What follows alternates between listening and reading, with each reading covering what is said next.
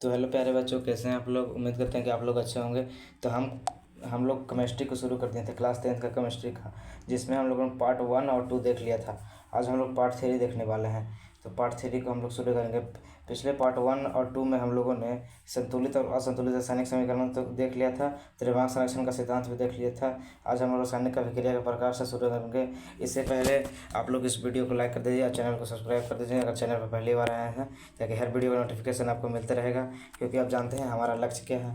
हमारा लक्ष्य है कि जो बच्चे बड़े बड़े प्लेटफॉर्म का महंगे महंगे कोर्स नहीं ले पाते हैं, उनको उनसे भी बेहतर कंटेंट, सेम कंटेंट फ्री में प्रोवाइड कराया जाए। तो आप हमारा ज़रूर सपोर्ट करें। और पहले तो आप लोग कॉपी कलम लेकर बैठिए, क्योंकि जब भी पढ़ाई होता है सबसे पहले कॉपी कलम लेकर बैठा जाता है। आप मोबाइल रखिए, कॉपी कलम लीजिए और उसके बाद पढ़ाई स्टार्ट कीजिए, ठीक। तो चलिए शुरू करते हैं। देखिए, आज हम लोग रासायनिक अभिक्रिया के प्रकार को देखेंगे। रासायनिक अभिक्रिया कितने प्रकार के होते हैं ये देखेंगे, ठीक। तो इसमें पहला देखेंगे संयोजन अभिक्रिया, फिर देखेंगे वियोजन अभिक्रिया। तो रासायनिक अभिक्रिया में कई प्रकार के होते हैं, बहुत सारा प्रकार है, लेकिन इसमें से कुछ खास को भी देखेंगे। तो संयोजन देखेंगे, वियोजन देखेंगे, ऊष्मा शोषी अभिक्रिया देखेंगे, ऊष्माक्षेपी अभिक्रिया देखेंगे, विस्थापन अभिक्रिया देखेंगे, द्विविस्थापन अभिक्रिया देखेंगे, ऑक्सीकरण देखेंगे, अपकरण, रेडॉक्स देखेंगे, और बाकी सब प्रकाशिकी अभिक्रिया इस सबको नहीं देखेंगे क्योंकि वो उतना इम्पोर्टेंट नहीं है। परीक्षा में इससे सवाल नहीं पूछा जाता है, ठीक। तो चलिए शुरू करते हैं। पहले हम लोग देखेंगे संयोजन अभिक्रिया को। तो संयोजन अभिक्रिया देखिए, संयोजन अभिक्रिया से आप क्या समझते हैं, 4 उदाहरण दें।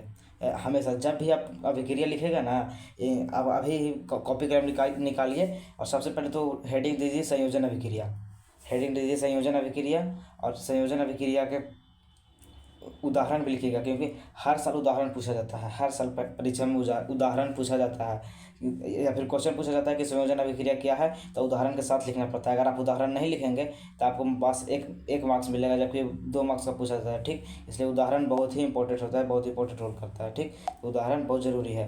तो देखिए, वो लीजिए कॉपी, उसमें हेडिंग डालिए संयोजन अभिक्रिया, और उसके बाद लिखिए, जब 2 अभिकारक साथ मिलकर एक उत्पाद बनाते हैं तो उसे संयोजन अभिक्रिया कहते हैं। अर्थात कोई 2 गो अभिकारक मतलब जो अभिक्रिया में भाग लेते हैं, 2 गो अभिकारक यानी 2 गो तत्व, मान लें ए और बी दोनों मिल के ए बी प्रोडक्ट बनाए, दोनों 2 गो मिलकर ए गो बनाता है ना, उसी को संयोजन अभिक्रिया कहते हैं।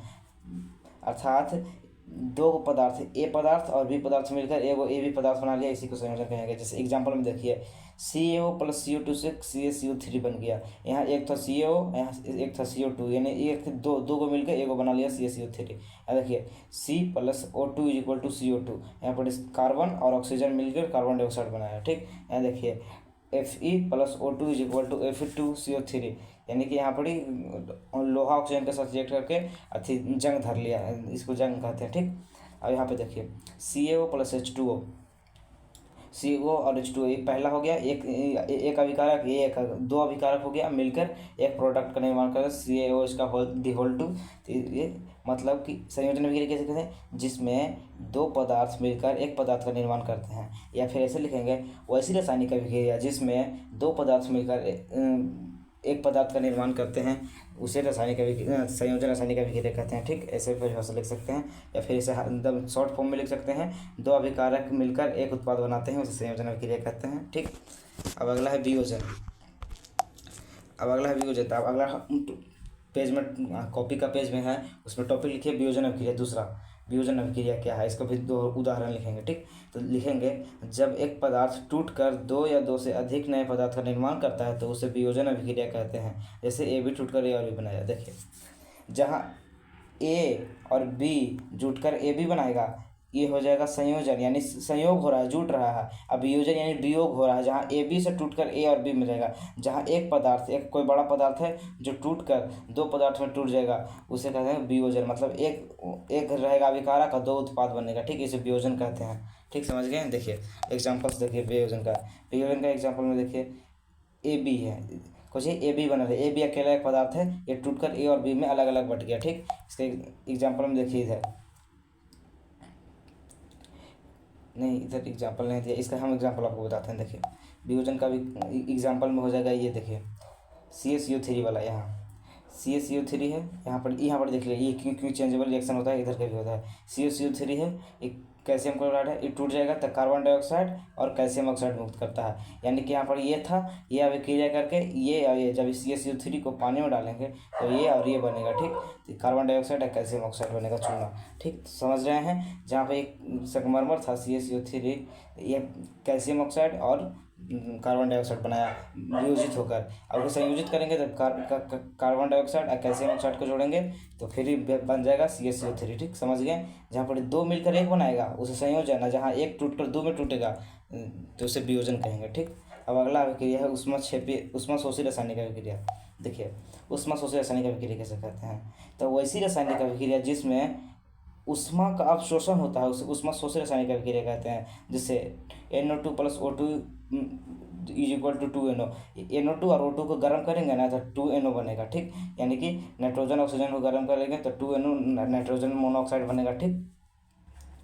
तो देखिए ऊष्माशोषी किसे कहते हैं, जिसमें अभिक्रिया के लिए हीट दें, जिसमें ऊष्मा का अवशोषण हो, मतलब कि कोई अभिक्रिया कराने के लिए उसमें ऊष्मा देना पड़े, हीट देना पड़े, उसे ऊष्माशोषी कहते हैं, ठीक। वैसी रासायनिक अभिक्रिया जिसमें अभिक्रिया के फलस्वरूप ऊष्मा का अवशोषण होता है, जिसमें ऊष्मा देना पड़ता है उसे ऊष्माशोषी, और जबकि ऊष्माक्षेपी में क्या होता है, ऊष्मा बाहर निकलता है। वैसी रासायनिक अभिक्रिया जिसमें उत्पाद के साथ ऊष्मा अवक्षेप के रूप में बाहर निकलता है उसे ऊष्माक्षेपी रासायनिक अभिक्रिया कहते हैं। देखिए याद करिएगा ट्रिक क्या है। देखिए यहाँ पर ध्यान से, ये क्या रहा है, शोषी, यहाँ लिखा है ऊष्माशोषी। शोषी यानी क्या होता है, शोषना, मतलब कि ऊष्मा का शोषण होगा। यहाँ शोषी यानी कि ऊष्मा का शोषण। जब भी देखिएगा कि लिखा है ऊष्माशोषी रासायनिक अभिक्रिया क्या है, तो देखिएगा नाम से ही पता चलेगा शोषी कह रहा है, यानी कि जहाँ ऊष्मा का शोषण होता है उसे ऊष्माशोषी कहते हैं। और फिर यहाँ लिखा है क्षेपी, ऊष्माक्षेपी, यानी जहाँ ऊष्मा छेद करके बाहर निकल जाती है उसे ऊष्माक्षेपी रासायनिक अभिक्रिया कहते हैं। इसे ट्रिक के साथ याद रख सकते हैं, ठीक।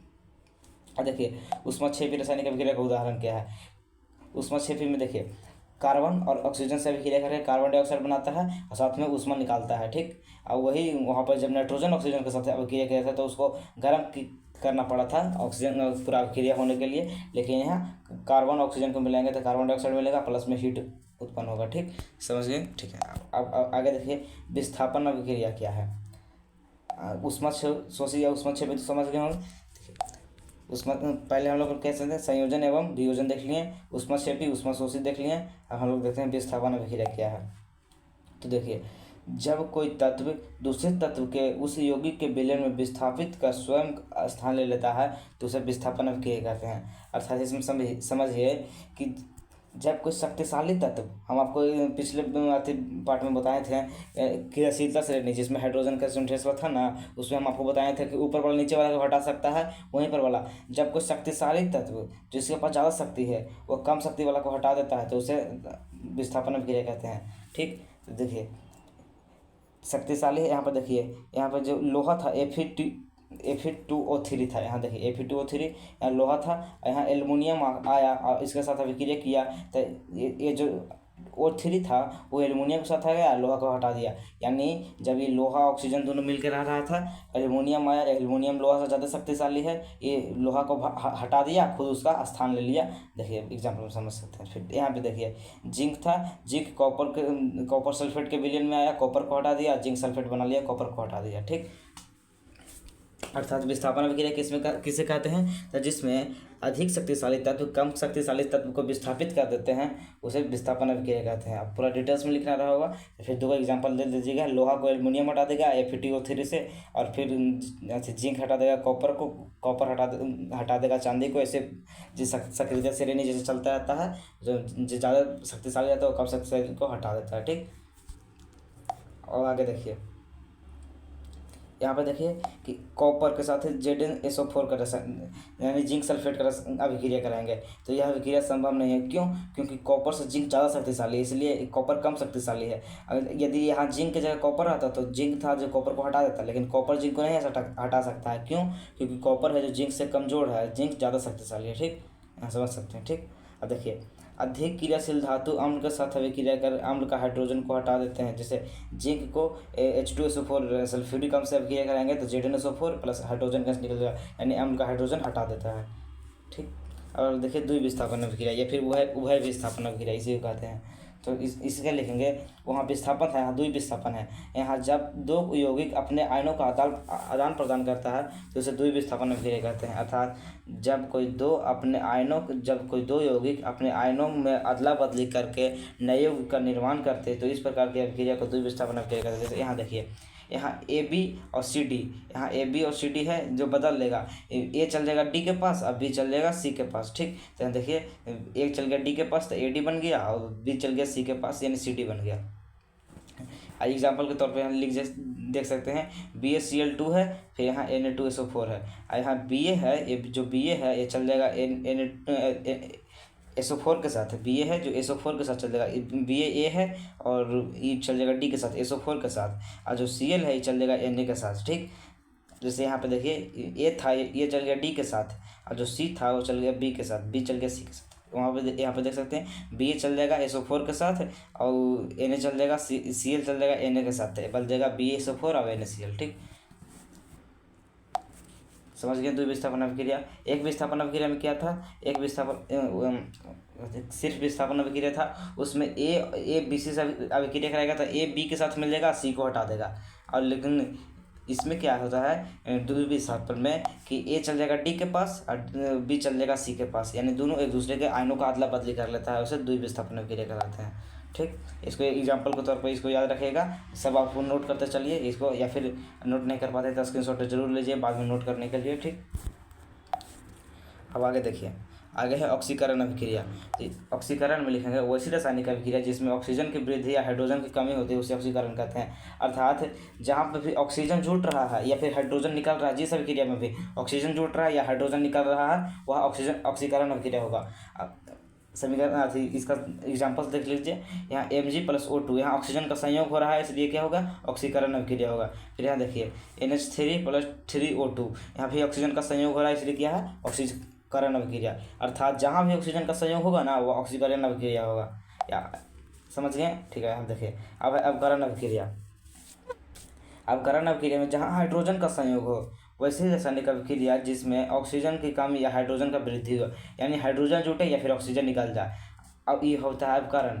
अब लेकिन ऑक्सीकरण में क्या होता था, ऑक्सीजन जुटता था हाइड्रोजन निकलता था, लेकिन अवकरण में हाइड्रोजन जुटता है ऑक्सीकरण निकलता है, ऑक्सीजन निकलता है। ठीक है, यहाँ पर देख सकते हैं एग्जाम्पल में, यहाँ पर हाइड्रोजन जुट गया है H2Cl2 के साथ जुट गया है तो HCl हाइड्रोक्लोरिक अम्ल बना रहा है, तो देख सकते हैं हाइड्रोजन का योग हो रहा है, इसलिए क्या होगा, अवकरण होगा। जहाँ हाइड्रोजन का योग हो वहाँ अवकरण। यहाँ भी देख सकते हैं इसमें भी आई के साथ आयोडीन के साथ हाइड्रोजन जुट रहा है, ठीक है, अवकरण हो गया। ठीक, यहाँ हाइड्रोजन का योग हो रहा है और यहाँ पर ऑक्सीजन का योग हो रहा था इसलिए ये ऑक्सीकरण था। ठीक, यहाँ ऑक्सीजन का योग, यहाँ ऑक्सीजन का योग हो रहा है तो ऑक्सीकरण, और जहाँ हाइड्रोजन का योग हो वो अवकरण। ठीक, याद रखिएगा, नोट कर लीजिए।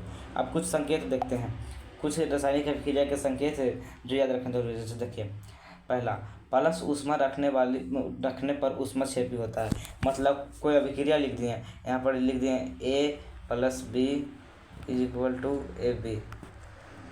इस रासायनिक अभिक्रिया कराने में हम A और B के साथ प्लस लिख देंगे, हम AB के साथ प्लस ऊष्मा लिख देंगे, ऊष्मा, अर्थात ये कौन सा अभिक्रिया हो जाएगा, यह अभिक्रिया हो जाएगा ऊष्मक्षेपी। यदि यहाँ प्लस का जगह माइनस हम ऊष्मा लिख दें, यहाँ प्लस का जगह सिर्फ माइनस ऊष्मा लिख दें, माइनस ऊष्मा, तो ये क्या हो जाएगा, ऊष्मशोषी। देखिए प्लस यानी ऊष्मा जुट रहा है, ऊष्मक्षेपी, ऊष्मा निकल रहा है, उसमें ऊष्मा अपने आप उत्पन्न हो रहा है, प्लस यानी ऊष्मा उत्पन्न हो रहा है इस अभिक्रिया में, तो ऊष्मा प्लस हो रहा है यानी कि बन रहा है, तो यानी कि ऊष्मक्षेपी बन कर निकल रहा है, तो ऊष्मक्षेपी छेद करके निकल रहा है। लेकिन अगर यहाँ पर वही समीकरण में यहाँ पर माइनस लगा देंगे तो क्या बन जाएगा, ऊष्मशोषी बन जाएगा, यानी कि माइनस, यानी कि इसमें ऊष्मा कम रहा है, माइनस यानी कम रहा है, हमें ऊष्मा देना पड़ता है बाहर से, यानी ऊष्मा का शोषण हो रहा है यहाँ पे, तो इसलिए ऊष्मशोषी हो जाएगा। अब देखिए, अब जब दो एक हो जाए तो संयोजन होता है। अब जब दो एक हो जाए तो संयोजन होता है, तो ऑब्वियसली बात है, जब दो ए और बी जुड़ जाता है, ए बी बनता है तो संयोजन हो जाता है। और जब एक से दो बनता है तब वियोजन होता है, ए बी टूट के और बी में बन जाता है तब वियोजन होता है। और जो दो मूलक को हटा दे तो द्वि विस्थापन होता है। द्वि विस्थापन में क्या होता है, एक दूसरे के आयनों का आदान प्रदान होता है। देखिए ये याद रखिए कि ये बहुत ही इंपॉर्टेंट प्रश्न बार बार ऑब्जेक्टिव में पूछा जाता है, हर साल पूछा जाता है। हर साल मतलब बहुत भी आया है कि सब्जियों का कंपोस्ट होकर सड़ना किस प्रकार की अभिक्रिया है, तो उसमें 6 पे याद रखिएगा। सब्जियों का कंपोस्ट होकर सड़ना, जब सब्जी सड़ जाता है कंपोस्ट होकर तो उसमें से उसमें बाहर निकलता है, हीट बाहर निकलता है, इसलिए वो उसमें 6 रासायनिक अभिक्रिया है। ठीक, ये बार बार पूछा जाता है ऑब्जेक्टिव में, याद रखिएगा। सब्जियों का सड़ना कैसी है, तो उसमें 6 है। ठीक, अब आगे हम दहन और ज्वाला के बारे में पढ़ेंगे। दहन और ज्वाला क्या है? दहन देखिए, दहन किसे कहते हैं, तो किसी पदार्थ के ऑक्सीजन में जलने पर ऊष्मा और प्रकाश उत्पन्न होता है, और जलने की इस क्रिया को ही दहन कहते हैं। अर्थात कोई भी पदार्थ, कॉपी हो गया, पेज हो गया, लकड़ी हो गया, कोयला हो गया, गैस हो गया, कोई भी चीज़ जिसको हम ऑक्सीजन की उपस्थिति में वायुमंडल में जलाते हैं और जलाने पर प्रकाश उत्पन्न होता है, उसे क्या कहते हैं? दहन कहते हैं। ठीक, जिससे भी जलाने पर प्रकाश उत्पन्न होता है तो उसे दहन कहते हैं। ठीक, कार्बन के वायु में जलाने पर कार्बन डाइऑक्साइड बनता है, और सल्फर को वायु में जलाने पर सल्फर डाइऑक्साइड बनता है। ठीक, याद रखिएगा। कार्बन को वायु में जलाएंगे तो कार्बन डाइऑक्साइड, सल्फर को जलाएंगे तो सल्फर डाइऑक्साइड। और दहन क्या है, तो किसी भी पदार्थ को जब ऑक्सीजन के संयोग में मतलब वायुमंडल में जलाया जाता है तो उससे जो प्रकाश उत्पन्न होता है, तो इस जलाने की इस क्रिया को दहन कहते हैं। ठीक, किसी भी पदार्थ को जलाना क्या कहलाता है? दहन कहलाता है। ठीक, और दहन के कुछ आवश्यक शर्तें हैं जिसको याद करना बहुत जरूरी है। देखिए, इसका आवश्यक शर्तें क्या है। इसका पहला शर्त है दहन के लिए कि दहनशील पदार्थ की उपस्थिति, जो पदार्थ जल सकता है उसकी उपस्थिति। जैसे देखिए, दहनशील पदार्थ मतलब कागज हो गया, सूखा कागज जल सकता है, वो दहनशील पदार्थ हो गया। इसी के जगह पर रहता है तेल से भींगा हुआ कागज, वो जल सकता है नहीं, कड़वा तेल से भींगा हुआ कागज वो जल नहीं सकता, तो दहनशील पदार्थ नहीं हुआ। हरा देख सकते हैं, पत्ती, हरा पत्ती है, वो नहीं जल सकता है क्योंकि वो हरा है, तो वो दहनशील पदार्थ नहीं होगा। लेकिन दहन के लिए दहनशील पदार्थ चाहिए, सूखा पत्थर चाहिए। ठीक, दहनशील पदार्थ। या फिर देख सकते हैं पत्थर जल सकता है नहीं, पत्थर क्योंकि दहनशील पदार्थ नहीं है। फिर दहन पोषक तत्व की उपस्थिति होना चाहिए, दहन के लिए पोषक तत्व की उपस्थिति होना चाहिए, अर्थात ऑक्सीजन होना चाहिए। दहन पोषक तत्व में क्या हो जाएगा? ऑक्सीजन की उपस्थिति होना चाहिए।